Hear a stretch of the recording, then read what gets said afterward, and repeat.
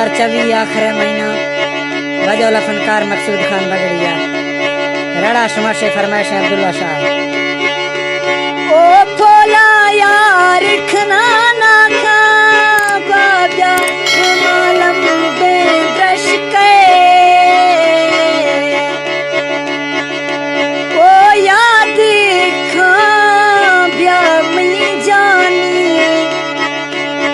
को थो अस्ते देरी नशके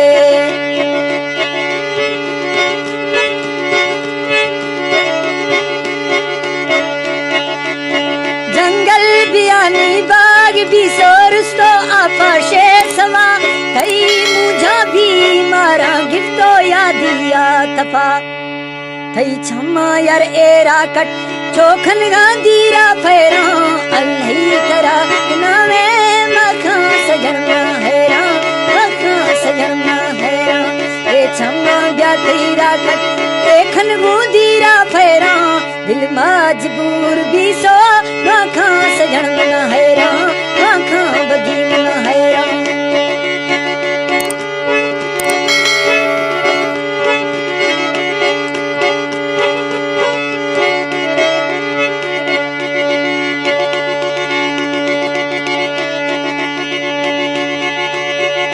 दिल तेरा मादास खुद गानी माँ भाई नाम खुदाई ओ सामल तो बिलदा से वदाई न रखड़ी ओ थई गरजा ने गरजू छल्ला वाली माखू थई सवाली न दे दिए खाली न दे दिए खाली।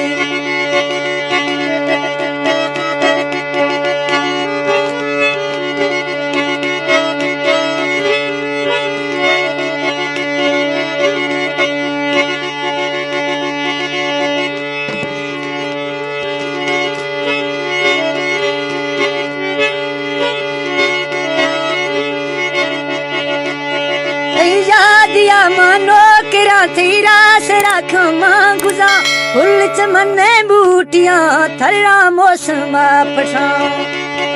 न रखड़ी ओ थई गरदा ना गरजू छल्ला वाली मखू थई सवाली न दे दिए खाली न दे दिए खाली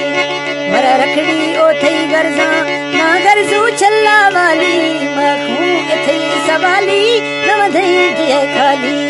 न दे दिए खाली।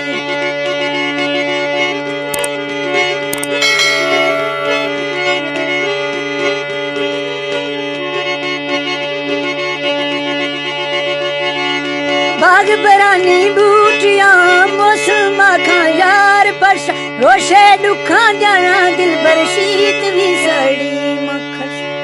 मेरू दुख सी गए वैली मन पासा निंदर मेली से कड़के दस्तन मेली अरमान कैसू अफसोस